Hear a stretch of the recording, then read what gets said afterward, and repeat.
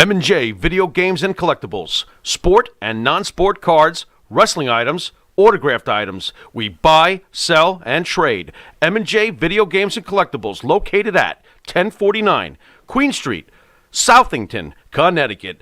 Call us at 1-860-479-9223 or 860-93-GAMES. M&J Video Games and Collectibles.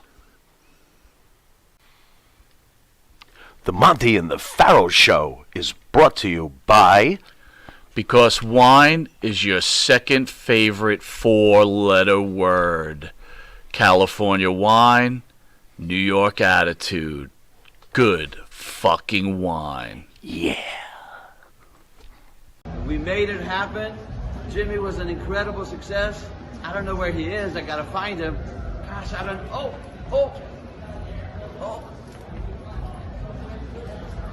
Oh yeah, George.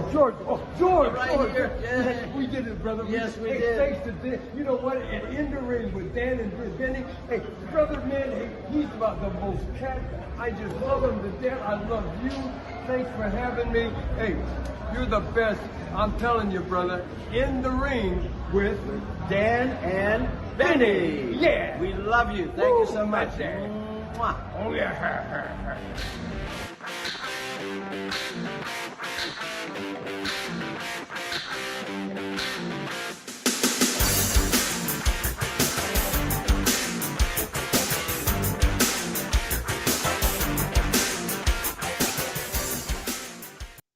Hello, friends, and welcome to another edition of Dan and Benny in the Ring. I'm Dan Spaciano, joined as always by the original Long Island Iced B himself, Benny Scala. Benny, how you doing, buddy? Dan, I'm back in Florida, the Sunshine State, or as I like to call it, Satan's Microwave. And I'd like to point out my shirt from the Don Ho collection, actually because we're a wrestling podcast. I guess it should be the Dean Ho collection. And, I thought, like, with this nice Hawaiian shirt that a lei would be a nice accessory. So I went out looking for a lei on my lunch hour. Oh, no. And as usual, I drew a blank. And that's the story of my life. I can't even buy a lei. Well, what kind of bottle of Tiny Bubbles that shirt come with, Benny? For our younger audience, have your parents explain that joke to you. The Tiny Bubble, yeah, absolutely.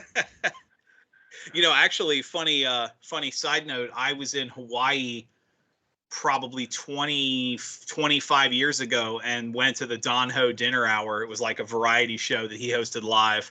Okay. I actually got to see him for probably rare for somebody under the age of 50, but right. We had a good time with it. Maybe. Well, Benny, we always say what's old is new again. We've got a returning guest this evening. Let's tell everybody who's on the line with us. Well, Dan, one of the best things about doing this show, aside from the lucrative pay and the screaming throng of women admirers, is interviewing great stars from my youth. And even though our guest was a heel, and I wasn't a fan of heels back in the day, save maybe one or two, this man was so unique that I couldn't find it in my heart to hate him. And after chatting with him when he was on our show a couple of months ago, I found it very easy to love him, actually. And backed by popular demand, the shaman of sick power, the one, the only Bugsy McGraw. Bugsy, welcome to Dan and Benny in the Ring. Oh, well, it's good to be welcomed. Praise God, yeah. Absolutely. The shaman. I don't know if I've ever been called the shaman before. Hey, man. I've been called a lot of things, but it's never been shaman that I know of. It's all yours now.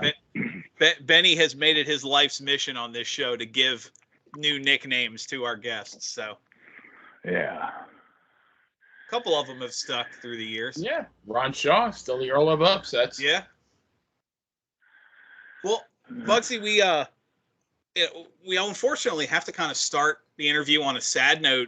I mean, we had you on back in May and beginning of May, and since that time, the wrestling world, we've mourned the passing of superstar Billy Graham, the Iron Sheik, Darren Drozdoff, Peggy Lee Leather, and most recently on our end, Mike Mantar Halleck, who was actually scheduled to be on our show within days of his passing. I know you've had a long and storied career, and you've probably crossed paths with several of the greats and several of the people I mentioned. Do you have any stories to share from those names? Well, yeah, Superstar Graham. Let me see. So who else? Did you name? The Iron Sheik. Oh, the Iron Sheik. Yeah, I remember him, and I never was around him a lot. With Superstar Graham, where he got his first break was in San Francisco, and I was there then when he came in and he got the first break of his career. Yeah. So I remember him from there. Then I saw him, and then he came into New York when I was there. And he had, as far as I can remember, he had a lot of success in New York. And what else? Oh yeah, at that same time when he was in New York, he was training for the, I think the Mr. Universe contest. So he was, he was lean, he was lean and well muscled. He had a great physique. He was a little light on the legs, but besides that, he looked really good. Yeah. Bugsy, Yeah, Go ahead, Benny.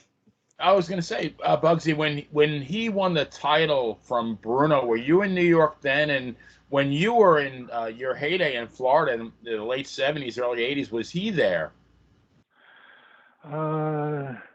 No, for Florida, I don't recall him in Florida. Because I was there 1979, all of 1979. Well, I started in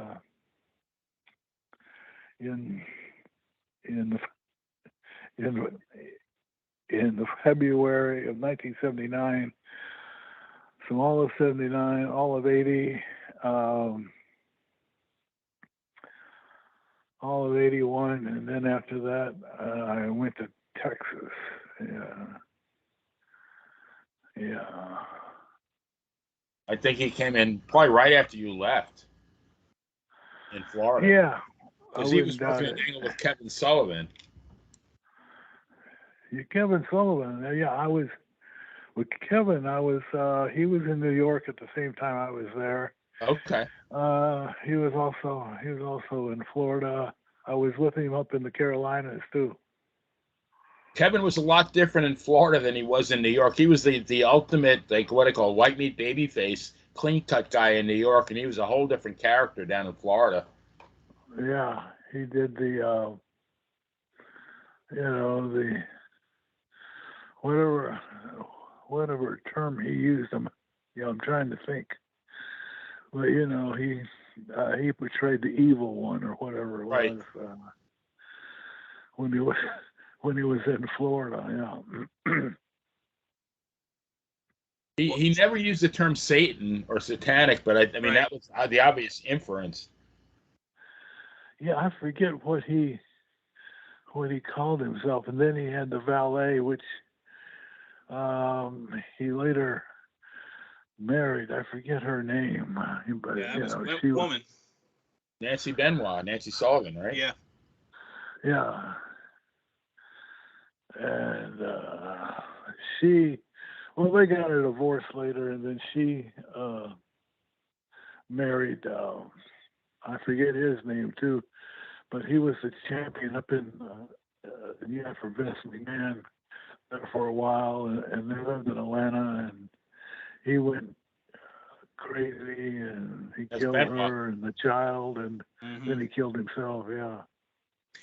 Well, I'm curious. You mentioned when you were talking about crossing paths with some people, you said, obviously Billy Graham got his start.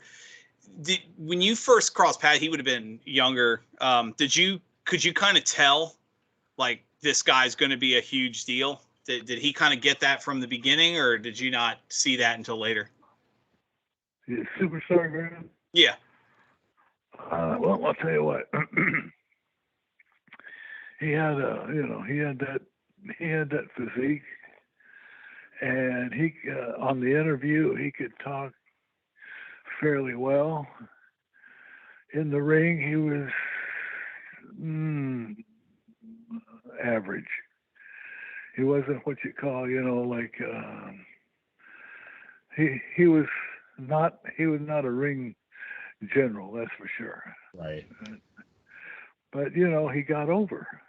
See, that's the main thing. He got over, and he got over because of that physique and the way he talked, and yeah, he did well. I mean, he drew money there in San Francisco. They liked him.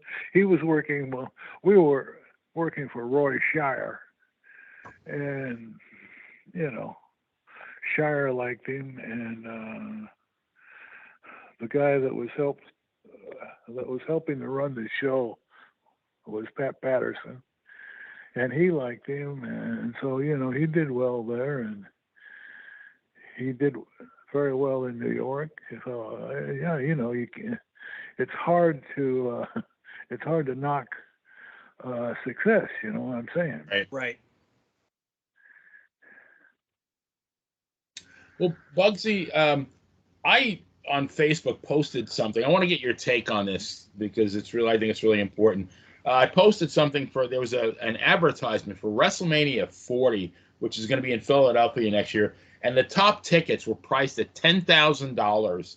And I'm not even sure if that's for one night or both nights. And we always hear about how Vince McMahon has made wrestling "quote unquote" better. And my question is always, who is it really better for? Is it better for the fans? Is it better for the wrestler? I think it's really actually better for Vince McMahon.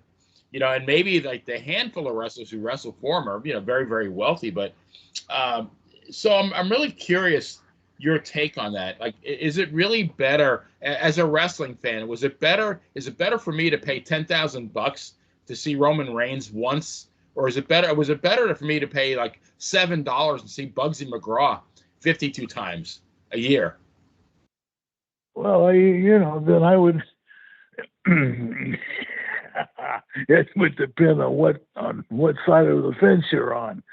If you're going to say the fan or the fans, yeah, from the fan point of view, are we better off now or were we better off then? I would say then, because you had something that you could relate to week after week. You had something to talk about every week.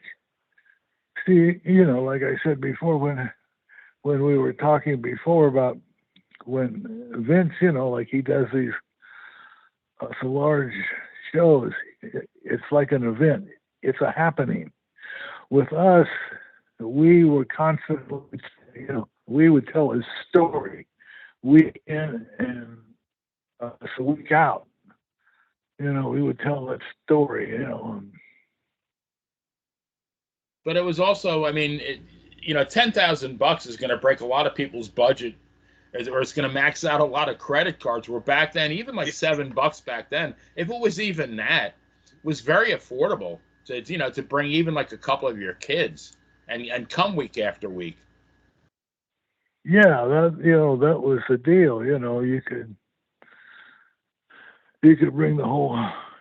You could bring the whole family. I mean, if you try to bring the whole family now, it's gonna be expensive. Yeah. Unless you want to donate a kidney or something like that. Right.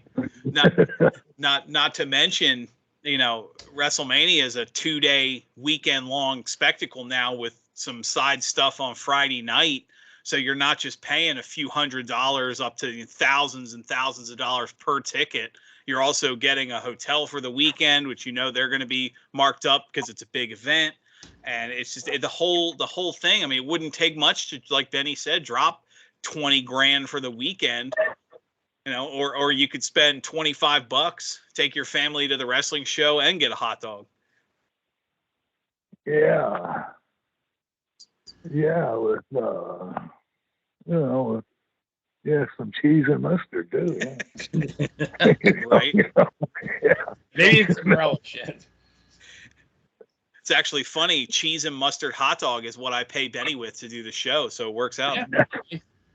Yeah. See, so let me say something here, because I've been involved in in my career, because I was on the road for 20 years. I've been involved in a lot of riots. You know, nowadays you're not going to see any riots. You know what I'm saying? No. There's no way you're going to see. We had, you know, because we had the fans involved. This was a weekly show, and we told the story week in and week out. We keep on telling the story, and the fans were involved.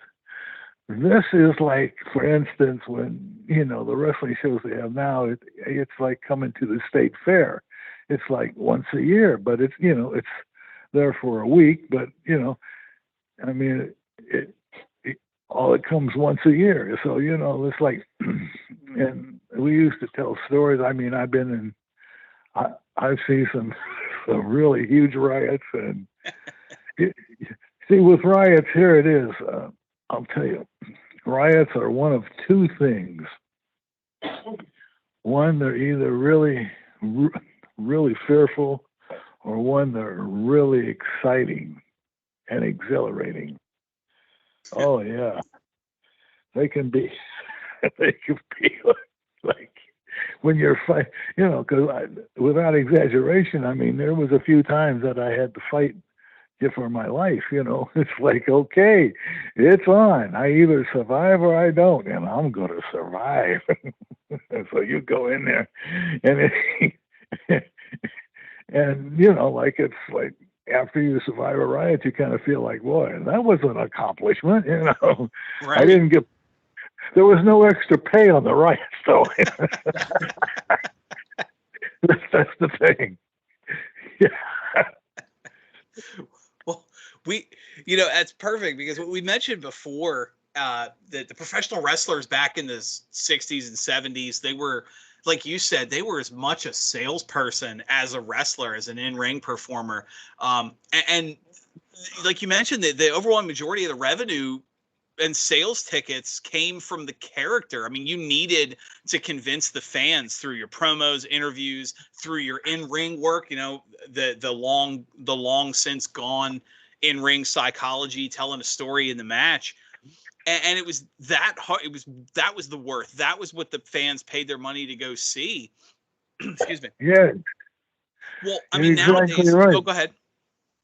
No, I was just going to say, you're exactly right, because, for instance, you mentioned the characters, and you know what how the fans, you know, you had to sell yourself. Yeah, besides the overall show, and then what you did on the interview. For instance, when I was in Florida, well, other places too. I mean, it's like, I can think of a few places.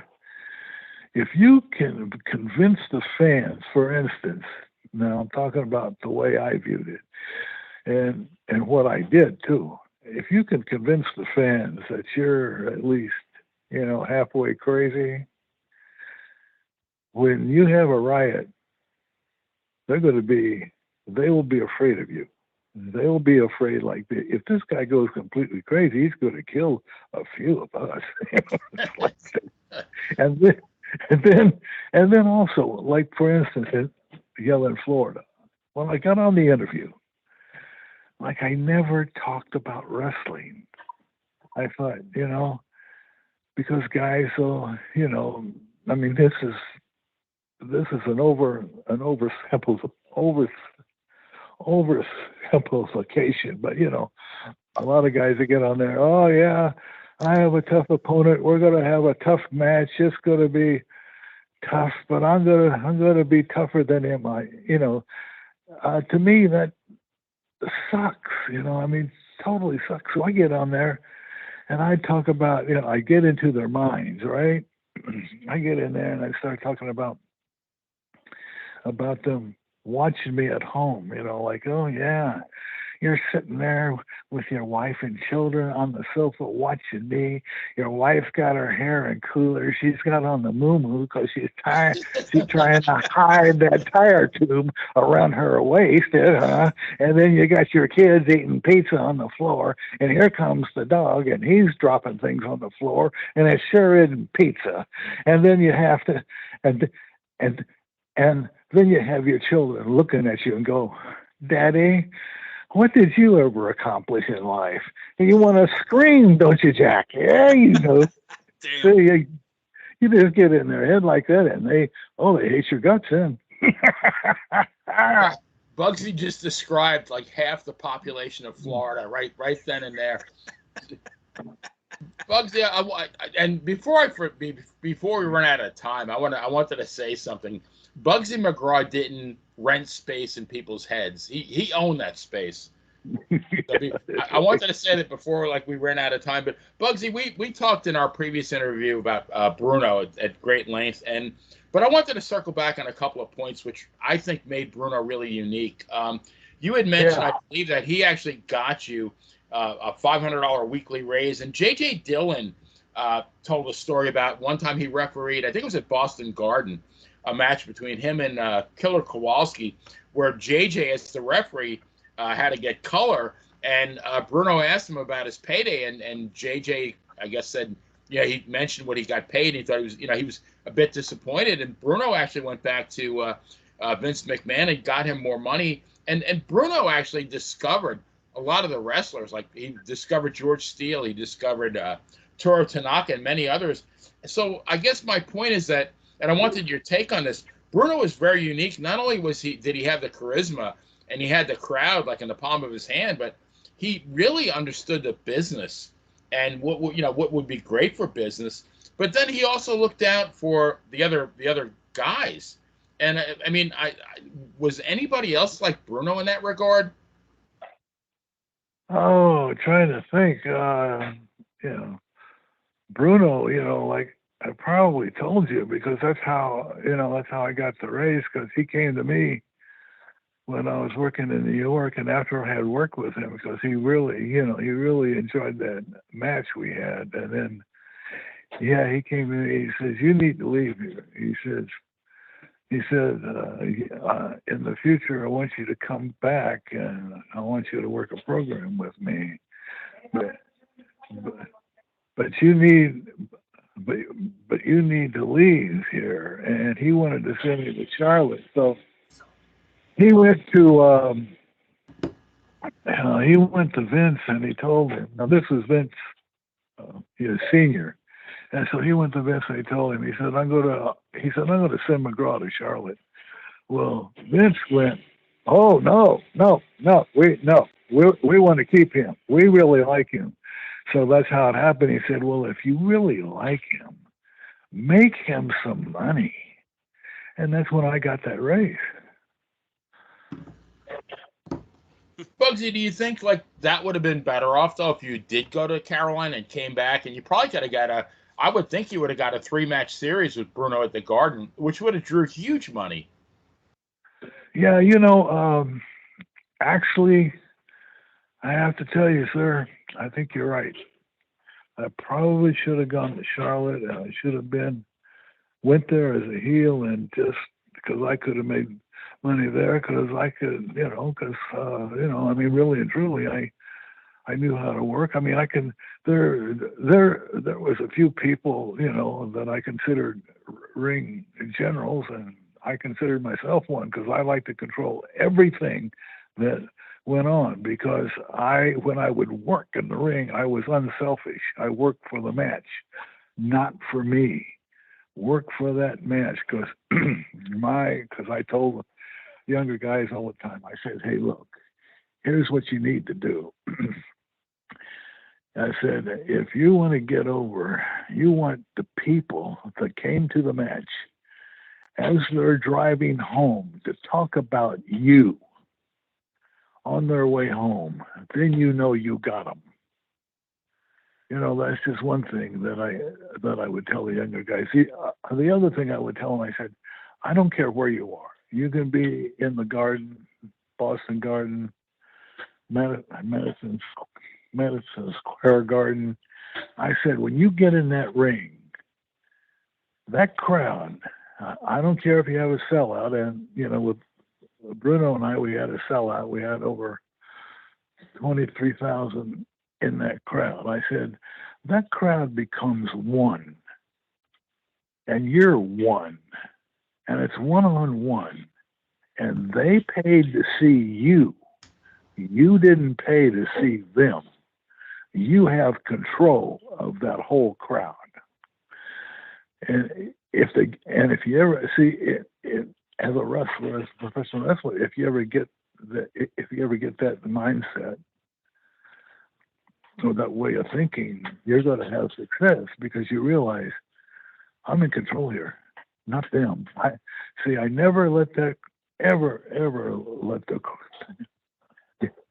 crowd control me. Never. I always control them. That's a fair point. You talk about the crowd reactions and how things come and go. One of the things that changes a lot, especially crowd reactions today, is to champions. Although we were talking about your time with Bruno, you never won a championship during your stay with the WWF. You won gold pretty much everywhere you went: Portland, San Francisco, Vancouver, Australia, Maritimes, Texas, Mid-Atlantic, everywhere.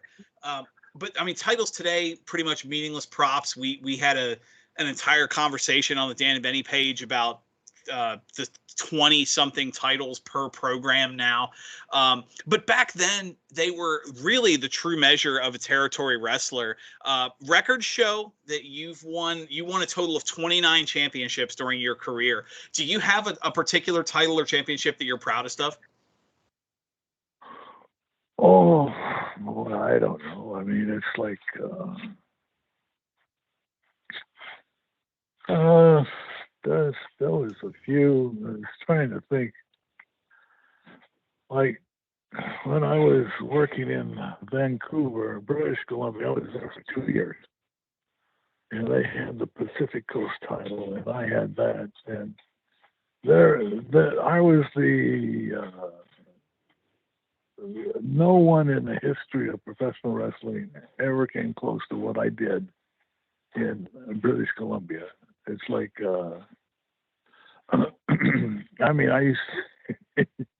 I remember, I can tell you some stories about that when I was up there and on the road in my car and traveling in British Columbia. So here came a cop behind me and he pulled me over. So, I rolled down the window. I said, what's wrong, officer? He said, oh, there's nothing wrong. I just wanted to meet you. Jeez. That was one of them right there. I can recall a few riots there. Well, it's the same thing because, the people thought I was crazy. And so if they tried to come in the ring, the first thing I would do, I would just up and charge them. Well, they jump right off of the ring in a hurry because I would charge them. I didn't care if they had a chair in their hand or whatever they had. I go for them right away, boy, and they drop everything and run. And we had a few riots there. One time, I don't know if I told you before, but this one riot we went to, what was it? Cloverdale. It was up in Washington, on the southern part of Washington, I think. But this was when I was working in Oregon. So, and I had been hurt, and I hurt my ankle, and I was on crutches, and my ankle, I was really hurt. I was in pain. So they had me show up at the matches just to manage, right? So I show up and I'm outside the ring, and I'm my usual self. And anyway, we ended up in a riot. Now here I am on the outside of the ring on crutches, and here came the crowd. So I'm trying to fight them off, and some fan, I don't know if I have that photograph, but some fan hit me with a chair right in the head, and it split me wide open. Oh, Jesus. And I bled like a stuck pig. It covered my shirt, on my pants. I ended up at the hospital. They had to sew me up, But that was the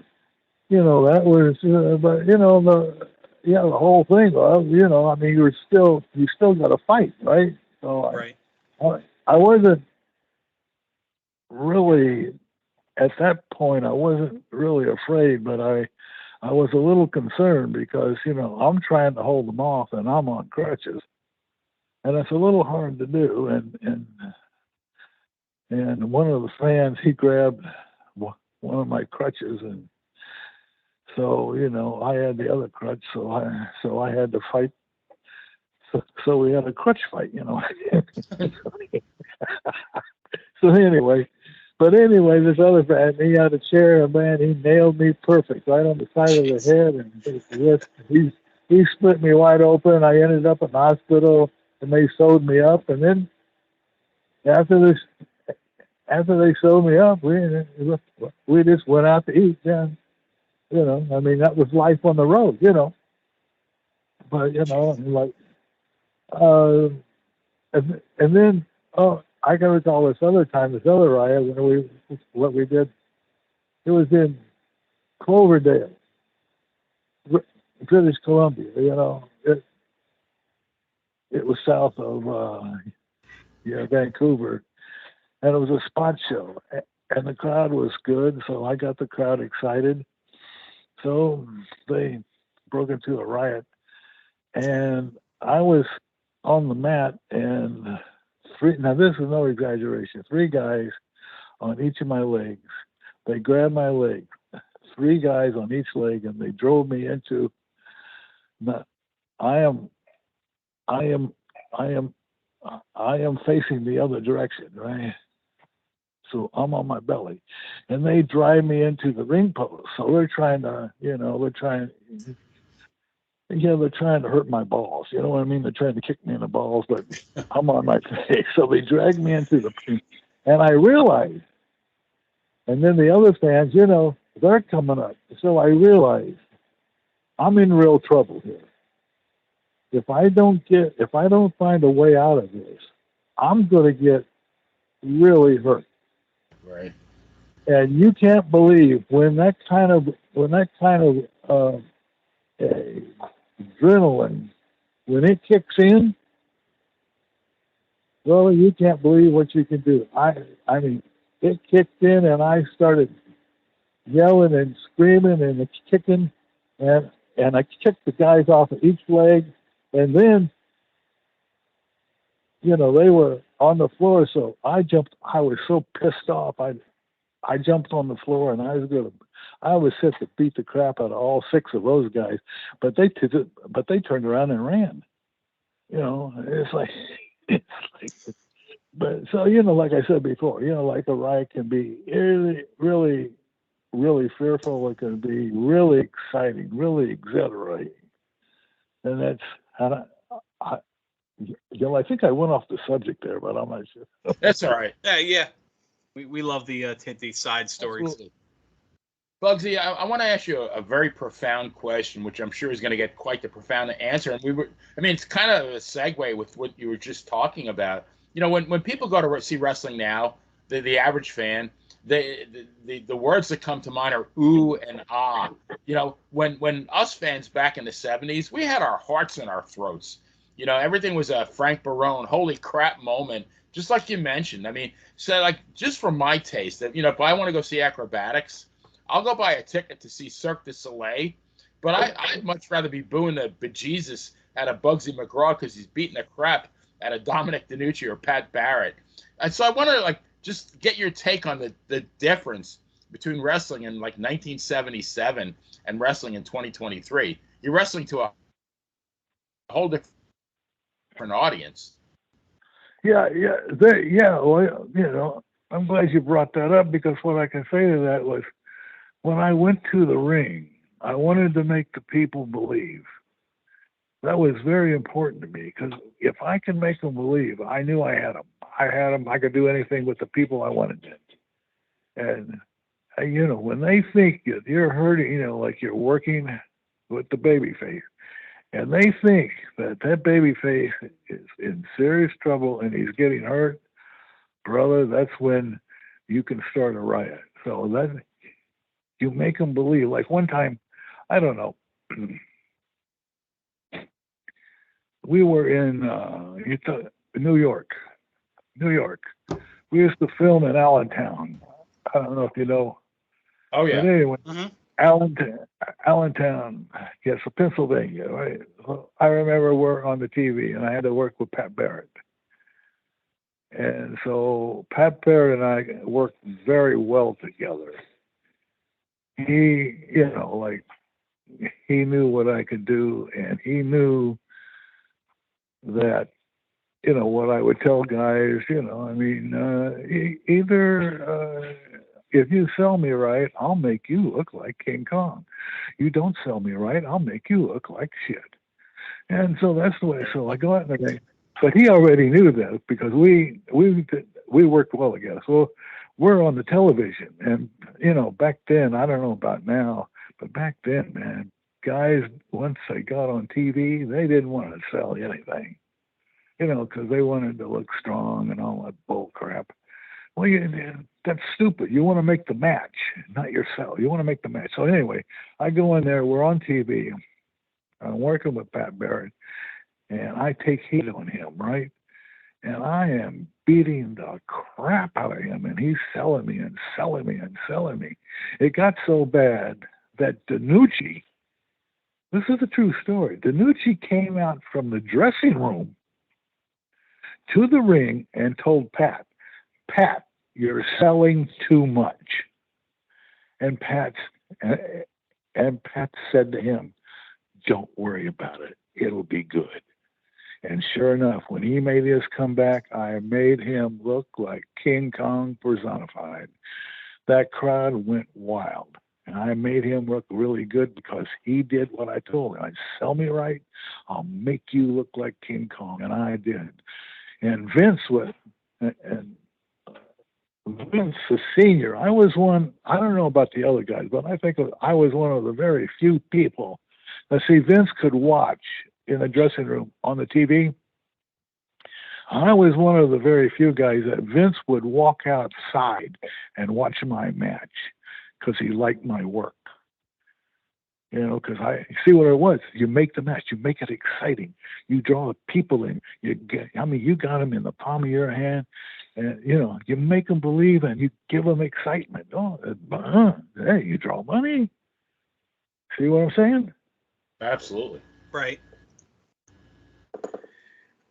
Well, you talked about travel. I mean, you wrestled for so many different promoters. I mentioned earlier, winning titles in Vancouver, where Gene Kiniski just kind of lets you take the ball and run with it.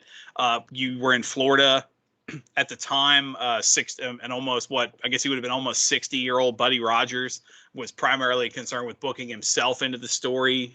Something Dusty was also famous for doing in Florida, doing the same thing as Rogers, that is. And of course, he also misbooked the Rock and Roll Express on the house shows when they ended up becoming one of the biggest acts and one of the highest grossing acts of the decade.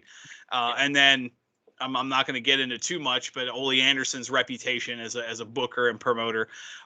So I guess I got to ask, did you have a favorite and least favorite booker and promoter to work for?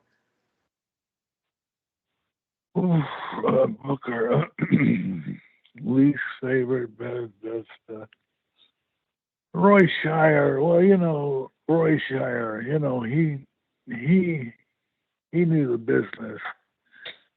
I could say things about him. He was very crude. He was very, what's the word I want to use here? He was like, he was not congenial at all with the talent. You know what I mean? He didn't respect the talent, but otherwise, with the booker, I didn't care for Ole Anderson. I didn't care for him. Rogers was, I didn't trust Rogers at all because I heard stories from Bruno that he told me about Rogers, and Bruno didn't like Rogers a bit. And if you want to hear a story about Rogers and myself and yes, the Sonny King, you remember him? Oh yeah. Sonny King, we're in Florida. Okay, so here comes Rogers in to take the book. Eddie Graham brings in Rogers to take the book. Well, I looked at Rogers and, and the way he talked, the way he acted, he didn't really, he didn't care for me. I could tell that. And the way I viewed him was a snake. So anyway, I'm living with Sonny King, and so I'm talking to Sonny King one night, we're having a few drinks, and so wait a minute. When Rogers came in for Eddie Graham, Eddie told him, "You're the booker." Oh, excuse me. You're the booker. You're not to work. I do not want you working. You're strictly to do the book. And everybody knew it. I mean, we all knew it. That was the rule. Rogers was the booker. He was not supposed to work. Well, Sonny King, well, we used to hang out together a lot because I was living with him. And then, so Sonny says, hey, you know what? I'm going to get Rogers to work. And I looked at Sonny. I said, there is no way you're getting Rogers to work. Eddie Graham told him he can't work. He's not supposed to work. He doesn't want him to work. And the Sonny goes, watch and see. I'll get Rogers to work. And I'm like, you're full of crap. Come on, Sonny. He's not going to do it because he'll lose the job. Well, sure enough, Sonny got Rogers started. We were in St. Pete at the Bayfront, and Rogers injected himself in three separate matches. Wow. Yeah. And then the crap hit fan after that because Eddie Graham told him, you don't work. You just book. Don't work at all. So that's all they got rid of Rogers. And then after they got rid of Rogers, they brought in, Dusty Rhodes. But I didn't care for Rogers at all. I didn't trust him because I knew the other kind of crap that he was capable of.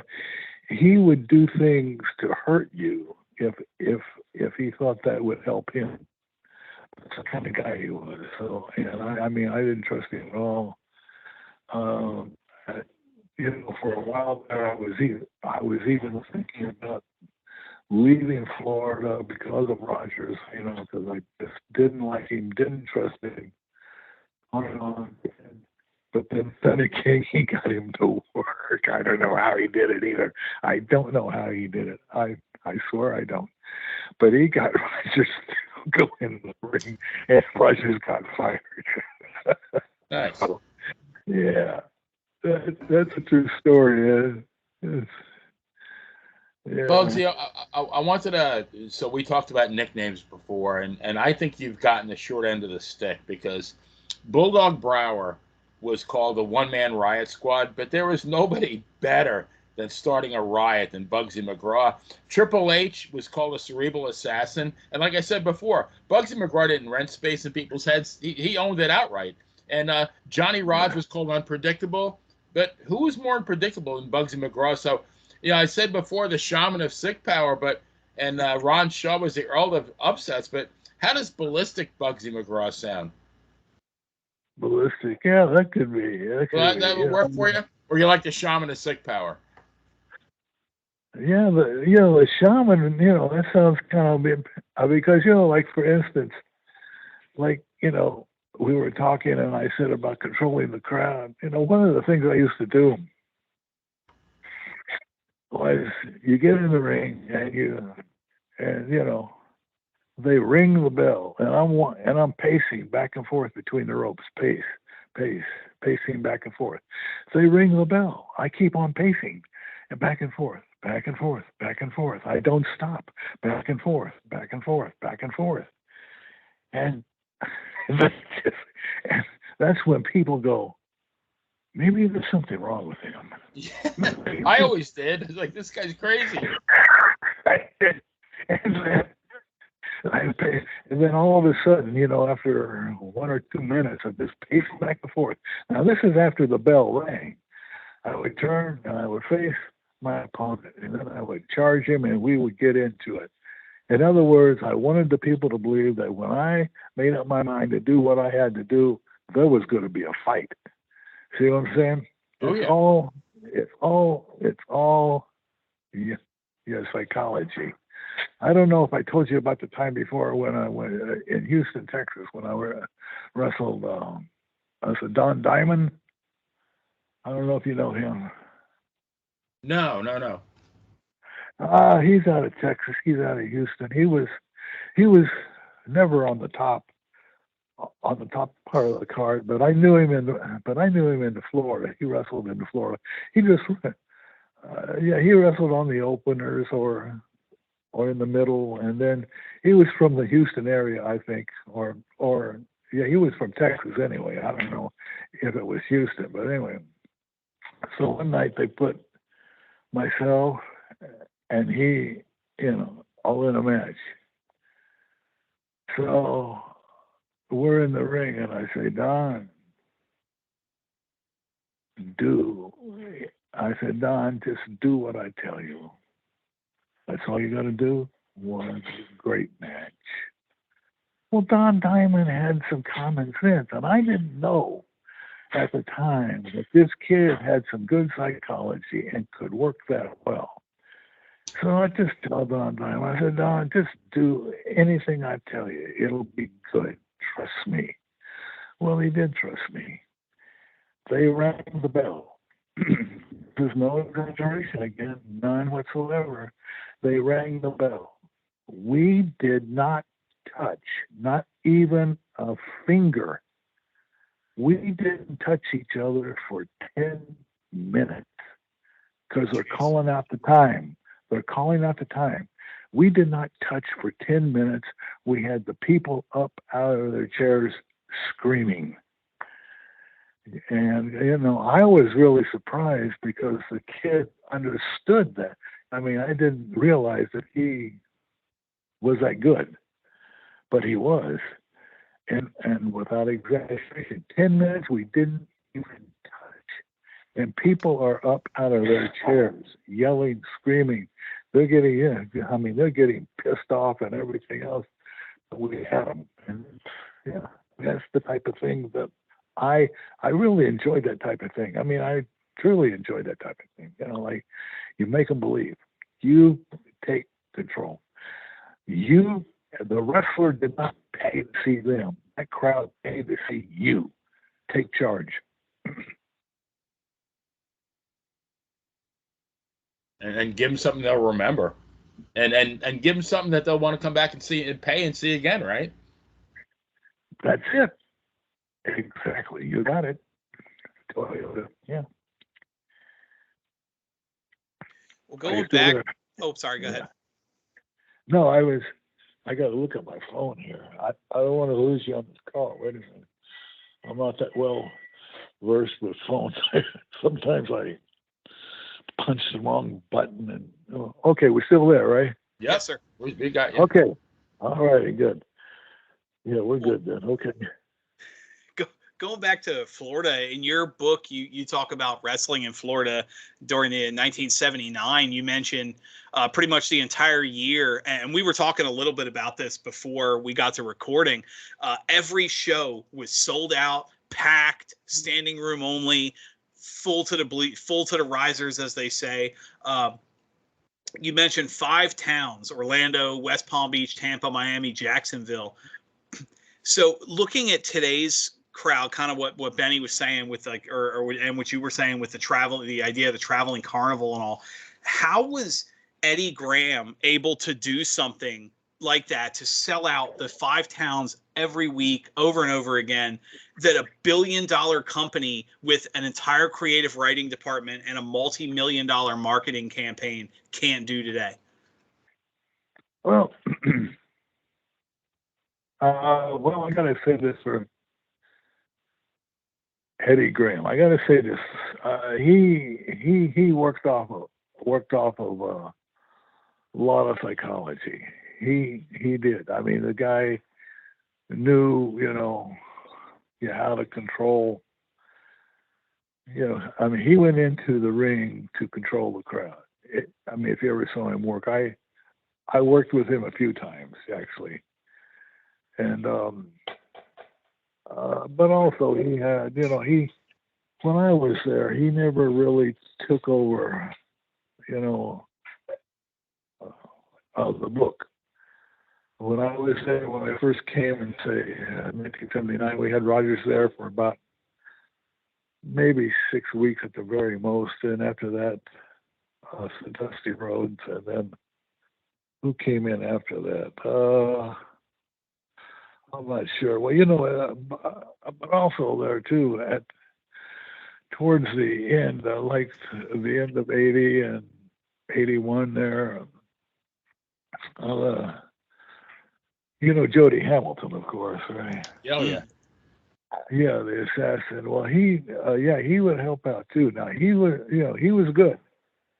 Jody Hamilton was very good, actually. He was a ring general too, and he was a good booker, and he would help out too. He was definitely what they say on the short list. I mean, he was good. Yeah. So he was one of them, and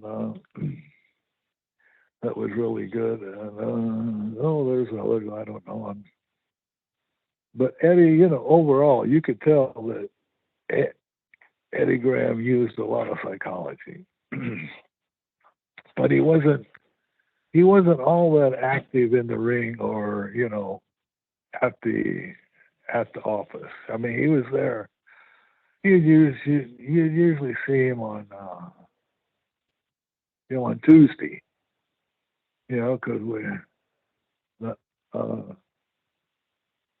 that's when we were in Tampa. So he was usually there, and then usually he was off and on. He was there on Wednesday morning. That's when we did the filming at the Sportatorium, in Tampa. But no, he wasn't around a whole lot, but he was there off and on. You know what I mean? But you could tell, that he was a thinker. He was using, he would use psychology. Yeah.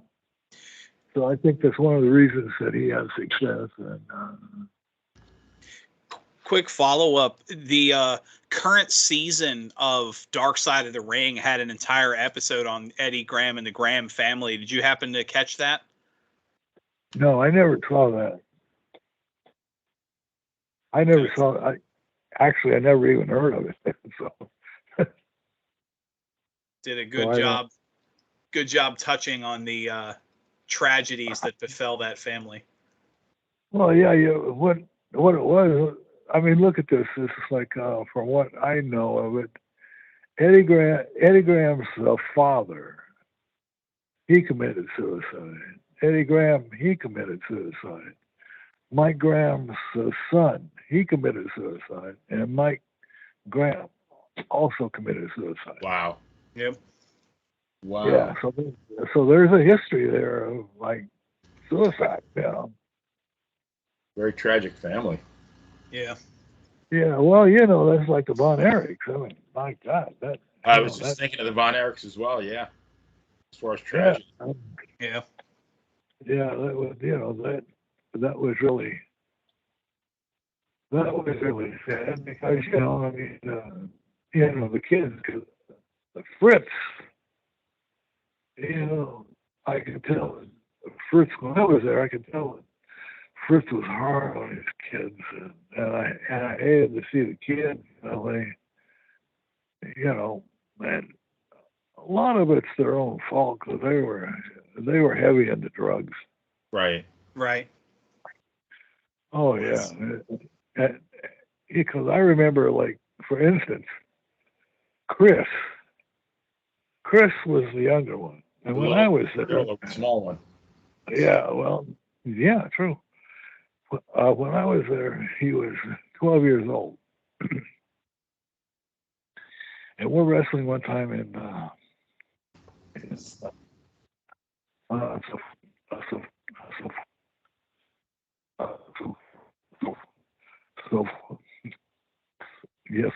Fort Worth, and Chris went up to the concession line to get, some soda, some chips or whatever. But he was so high on drugs that he passed out right in the concession line there. Wow, 12 years old. Yeah, I was there, and so they had to take him up in the upper bleachers, and they had to let him, you had to sleep it off. Right. that was that's wrong. Why was this kid on drugs? Because of his older brothers. That's why. Right. They were. I mean, one time I came into a show. We're doing a spot show. We're in Texas there. I don't know, and we're doing a spot show, and I'm running just a little late. The show was to start at 8:00, and I came in about roughly 7:30 with my suitcase. And the first person I see as I walk in was Terry Von Erich. And as I walk in, he goes, "Hey man, who'd you work with?" he thought I had just wrestled. Oh, jeez. But I'm just coming into the dressing room to get dressed. Yeah, for my man. He goes, "Hey man, who did you wrestle?" I said, "Wrestle." He goes, and then he goes, "Oh yeah, it's not time yet, is it?" I mean, they were strung out on drugs a lot. Wow. That's sad in hindsight. Oh yeah, very sad. Because Fritz had 6 sons. 6. He's got 1 left. Yep. Yeah, just Kevin, right? Yeah. Kevin, that's right. One of the saddest things I've heard when Kevin was doing an interview, and he said, "I used to have 5 brothers, and now I'm not even a brother." Right. Wow. Yeah, one time he said they used Fritz was he was friends with the promoter up in St. Louis. Yes, Sam Muchnick. Yeah, and I remember one night he sent Kevin up there, right? And Kevin got high and he got in the ring and he went to drop an elbow on his opponent. I don't know who that was, but he dropped the elbow, but he missed and he landed completely on the guy's face. Oof. And, really hurt him.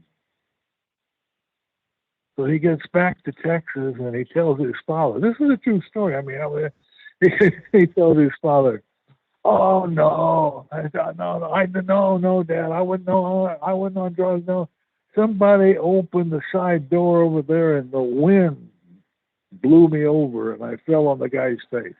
That's what he told his dad. Yeah, that's what he told his dad. I thought, if you believe that, boy, do I have some things I want to sell you. Yeah. Got some swampland in Central Florida, I can sell you. Yeah, I've got some great land there, about 20 miles south of. So Bugsy, the Hall of Fame. The Hall of Fame is one of my sore spots, the WWE Hall of Fame, because guys like you were so much more accomplished than so many of the guys that are in there now. Guys like Dominic DeNucci and Ivan Koloff. Unfortunately, I mean, and both of those guys should be in any Hall of Fame, and they went to their graves not being inducted. And I just think it's Vince McMahon, Jr. wants to rewrite wrestling history and only pay homage to the characters that he created. And so, do you have any thoughts on that? Yeah, I will. To be honest and upfront and honest with you, yeah, I definitely believe that I deserve to be in the Hall of Fame. And I've had others that have also. I mean, they've come to me and they've told me of the same thing. They can't understand why I'm not in the Hall of Fame because of there's been some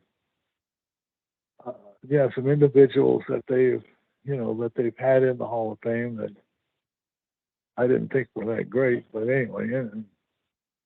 So yeah, that's the way I view it, and I've had a few others that they told me, the same thing. Yeah, brother, I believe you belong in the Hall of Fame, and you should be. But but there's always a future here. Would you go if they inducted you? Would you accept it? I think I would, yeah. Okay. Well, Bugsy, another great interview. We appreciate the stories, the insight. I mean, Benny and I love hearing the tales of the road and the tales from the locker room. So before we let you go, what does the future hold for Bugsy McGraw? The future? Well, I tell you what. What I have found, the most important thing in the world, without a doubt, without reservation, you need to stay close to God.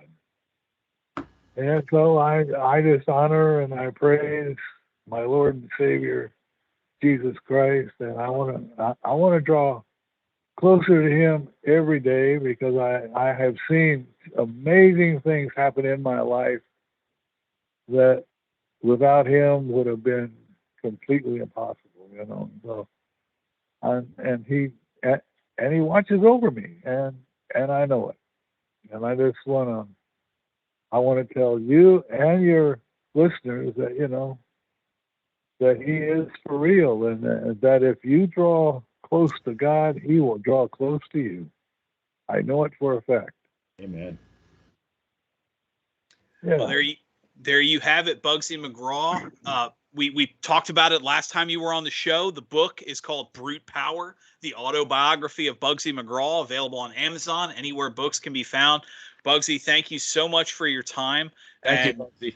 Yeah, anybody out there, you have to go YouTube, go to Amazon, read the book. It's full of great stories. YouTube's some of the great highlights.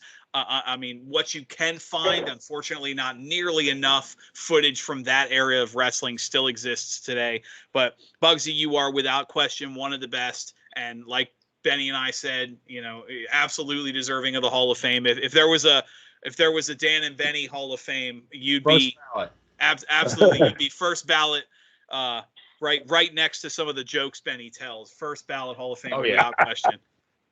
Hey, also, if you got a few seconds, besides the book, I have the scrapbook too, and it has history from 1968 through, let me see, through 83 or 4. It's got some things in there that you can't find anywhere else in the world. And it's got the programs, it's got the clippings, it's got the articles, it's got the photographs from all over the world. And so, if you want to buy the scrapbook, you will really enjoy it. I guarantee you'll enjoy it, because it's got all kinds of history there, all kinds of pictures, and the programs, and the news articles. Yeah, absolutely. The scrapbook is The Life and Times of Bugsy McGraw, the scrapbook collection, 1968 to 1983. So look for that as well. Like you said, the stories, the pictures, all great stuff. Yeah, it is. It's got. So I would say, if you're a wrestling fan, this is something that you would really want to have and own. Not just because I'm trying to sell it, but because there is so much history there that you can't find anywhere else. Absolutely. And that's the best part. Benny, that's why we do the show, is to remember the history. And absolutely, it's out there. It's great stuff. You got to find it. Bugsy, again, thank you so much for your time.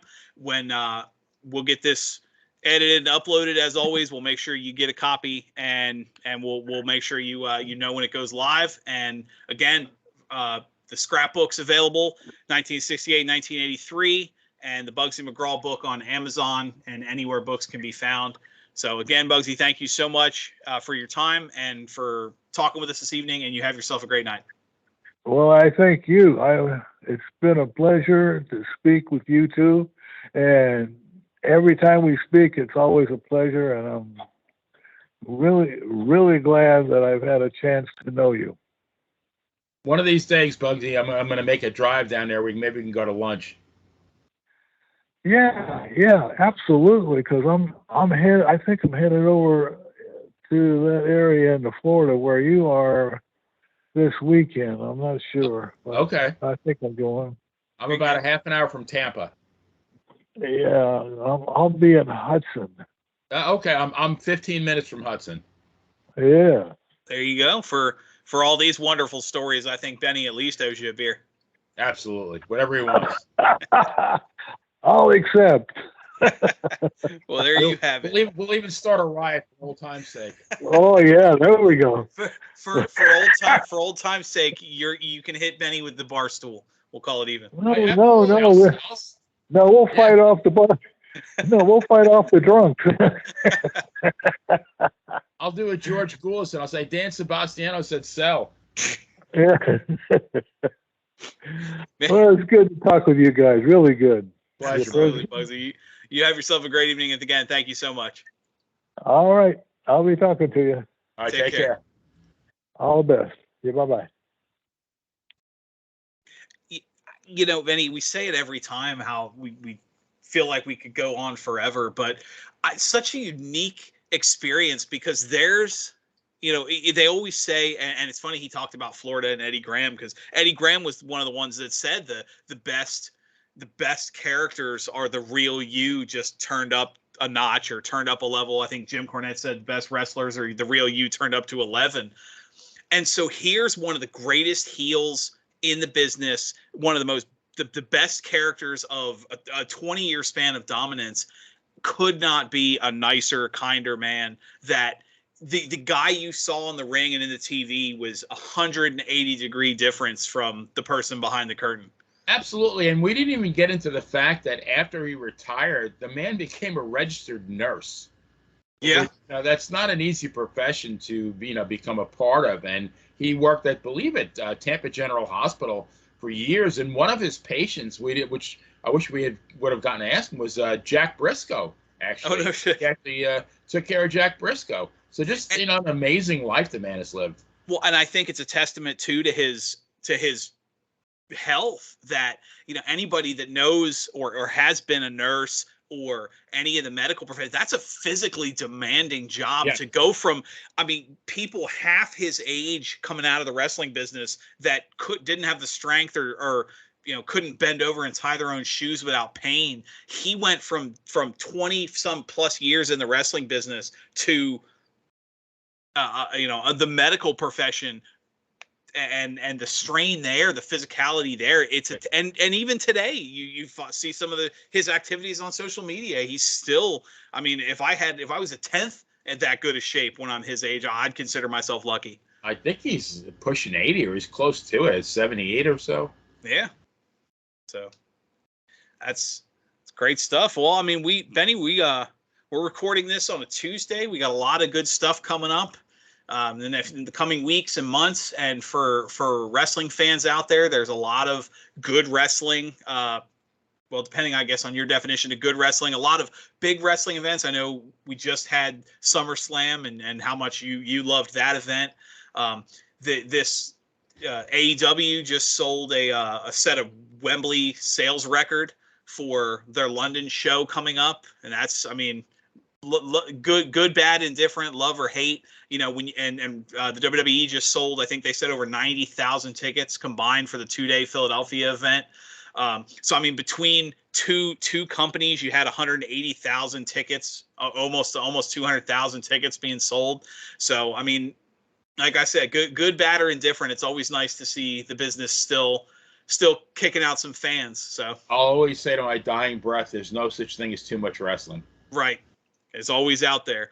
So I mean, it's great stuff. And like I said, we got a lot of good stuff coming down the pipeline. So as always, a special thank you to our friends on YouTube, Monty and the Pharaoh. Of course, Dan and Benny in the Ring can be heard anywhere podcasts can be found. For the Long Island Iced B, Benny Scala, I'm Dan Sebastiano. Have a good night, everyone. And we will see you next time we're in the ring.